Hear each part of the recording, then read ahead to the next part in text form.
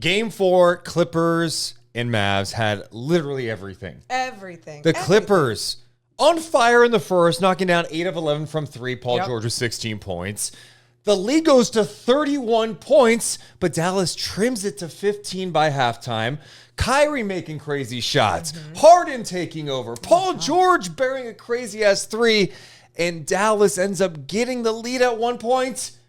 But the Clippers hold on to win without Kawhi Leonard. All of a sudden, this series is tied at 2-2 after a 116-111 Clippers win. You're right. You're right. It had everything. And by the way, it's even having so much in the beginning, me thinking, oh, am I even going to want to watch the rest of this game? I'm glad you said that because this is why you watch. Even before the game, you're like, oh, Kawhi Leonard's out. After what happened last game, you're like, I don't know. The Mavs should clean up. You want to know what kept me into this game too?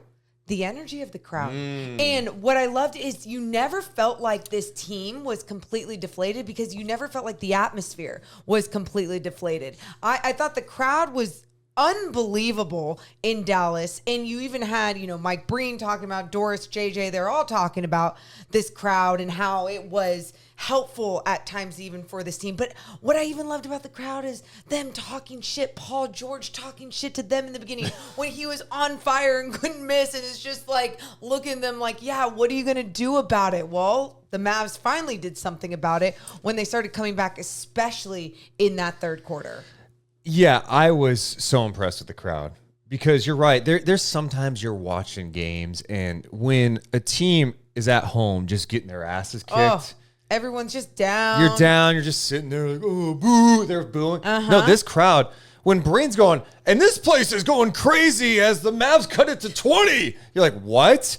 And it was just that atmosphere. The players were feeding off of it. They totally were. You felt the momentum swing. For sure. Once they got up 31, Kyrie got it going a little bit. And it cut to 25, and you just felt like, okay, they can get a stop here. And that's what makes today's game so wild is like a 31-point lead, 25-point lead. Doesn't really matter as much, especially if it's early in the game. And the biggest credit to Dallas is that they kept fighting in this one, that they didn't fold. They weren't just thinking about the next game. It's like, no, we're going to come back and try to win this game. They had their chances. It was incredible shot making in that first quarter by Paul George, Norm Powell. Like, I'm watching some of the threes Paul's hitting. I'm like, there's nothing you can do. Hand in the face. They were contested. I mean, he was just feeling it. He needed just enough space to actually get the shot to go off. That's all he needed because he was just in his bag. He was feeling it. And it's fun when you're watching someone on fire, but when they're on fire like that on a whole nother level, it is just amazing to watch, especially in a playoff game. But yeah, I think that Clippers team as a whole was just, they were playing hot basketball early on together and they never looked back. The way that they were dominating that first quarter, I was so impressed, especially without Kawhi Leonard. They led 39-16 after the first. The lead ballooned to 55-24 at the 5:29 mark of the second quarter. But by halftime, it was a completely new game, down to 15 because Dallas got back into it. Kyrie Irving had 16 points in the second quarter. Third quarter was all Dallas, 29-16. And in the fourth quarter, what a back-and-forth affair we saw. I was so impressed by the stars in this game. And this is what it's about. It's like, all right, can the stars come up big in key moments? Of course, you need the others too. But Harden and George today were absolutely fantastic. And through stages of the third quarter, you're wondering, oh no, we're going to look back at this game and go, they had a great first half and folded, but they came out big down the stretch. Yeah, and coming out big down the stretch, I mean, you really look at someone like James Harden. He was unguardable. And I don't even think it was just, Dallas's defense, get that switch with Luka. We'll break that down a little bit more. But it just felt like he was so composed and he was going to play his game no matter what was thrown at him.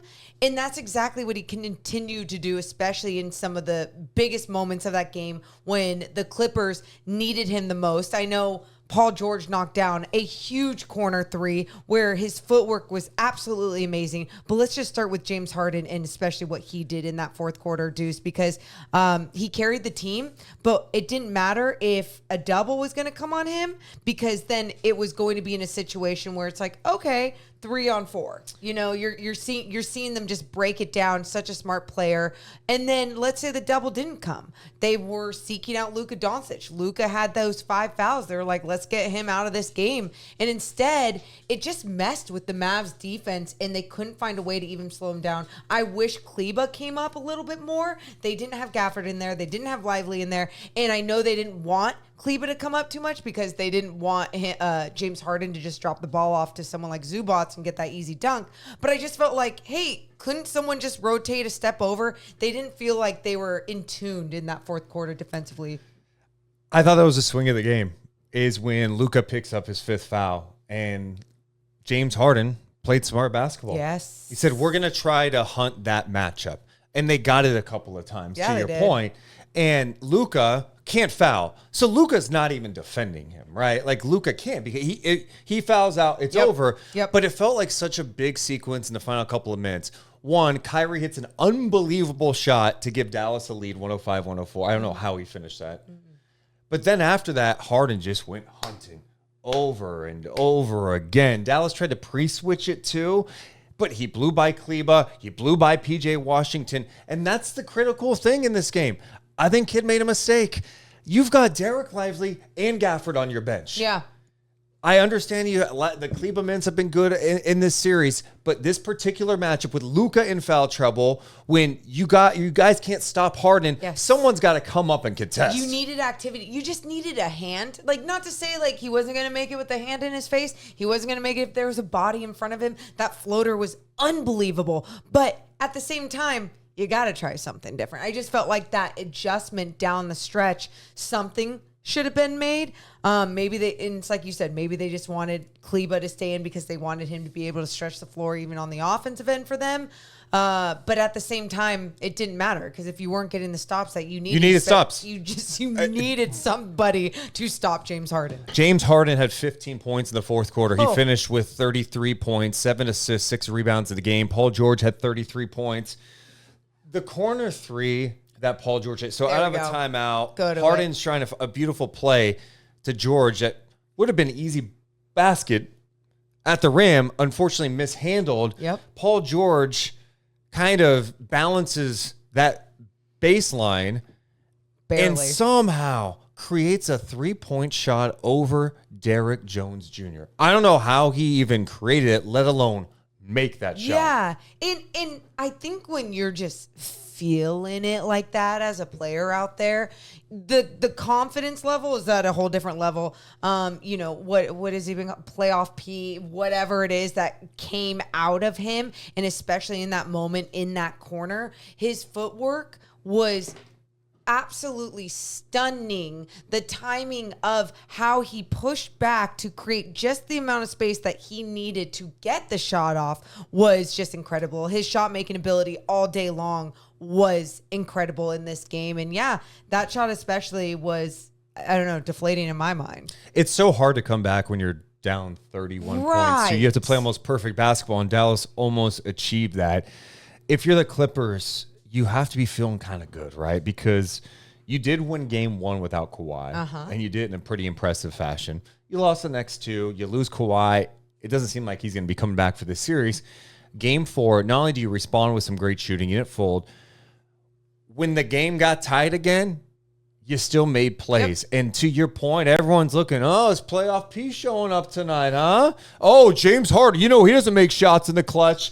Both those guys who kind of have that reputation, fairly or not, came up big down the stretch in this game for the Clippers. Yeah, and like you said, as an NBA fan, that's what makes you excited when you have the biggest names out there.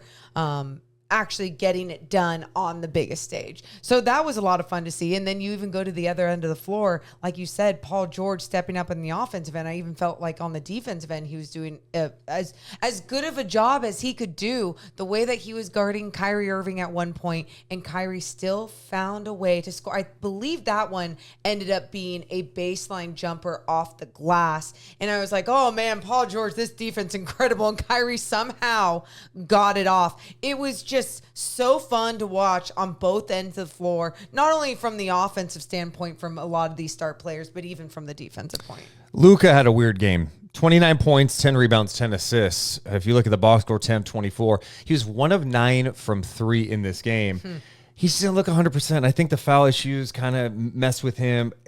The Clippers are being so physical with him, too. Yeah. He's got to stay locked in. But it was just one of those nights where it's crazy to say this, 29, 10, and 10, where like you felt like you needed more from him in that regard. I know. And when you do look at that box score, it's pretty incredible to see. And he's playing 45 minutes, and it felt like at times when he does get banged up, you're like, ooh, is he okay? Is he not? Sometimes it's to sell it a little bit more. James Harden does the same thing, throws his head back anytime anyone even looks at him wrong. So, yeah, it's what you're going to see throughout the game. But I think you're exactly right for Luka. Him not being able to make his shot, it was like, okay, well, what else can you do? I know at times I told you I thought he was being a little bit too passive. I thought there was times he was getting somewhere in the paint, breaking down the defense, and or the defense was just in transition, not back all the way. And he was still either making the extra pass, which at times led to an open three, a better basket, great job. But I think he needed to see the ball go through the net even a few more times for him. I know he missed some key free throws there at the end. He was 8 of 10 at the free throw line, which is still obviously good. But yeah, just not the Luka Doncic game that you're used to seeing, especially in the playoffs. But that's why it was nice to see that Kyrie was able to step up.